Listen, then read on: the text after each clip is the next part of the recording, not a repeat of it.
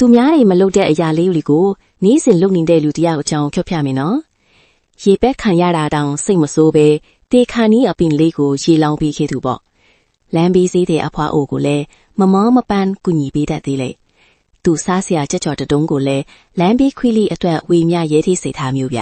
။ပိုက်ဆံမရှိပေမဲ့လို့ကလေးလေးပညာရေးအထွတ်ဆိုရင်မောင်ပိုက်စည်းမနေပဲလှူလိုက်တာပါပဲ။ဒီလိုတွေလို့တော့သူ့ဘာပြန်ရတယ်။နေတိုင်းလုပ်နေလို့တထေးဖြစ်သွားလား။ဟင်းသူဘာမှပြန်မရပါဘူး။နာမည်လည်းမကြည့်လာဘူး။ TV မှာလည်းပါမလာခဲ့ပါဘူး။ဒါပေမဲ့တိချာကြည့်လိုက်နော်။သူပြန်ရတာကပိတ်ဆံထက်ပိုတန်းဖို့ရှိပါတယ်။အဲ့ဒါကတော့မိတ္တတရားပါပဲ။ဒီနေ့တော့ခလီမလီပျောက်နေပါလား။ဘာဖြစ်သွားတာလဲ။ဟာကြည့်လိုက်ပါဦး။ခလီမလီကြောင်းတက်နေရပြီဗျ။ဒါဟာတကယ်ကိုပီတိဖြစ်စရာအခိုက်တန့်လေးပါပဲ။သူပြန်ရလိုက်တာကပိုက်ဆံနဲ့ဝေမရတဲ့ပျော်ရွှင်မှုလေးပါ။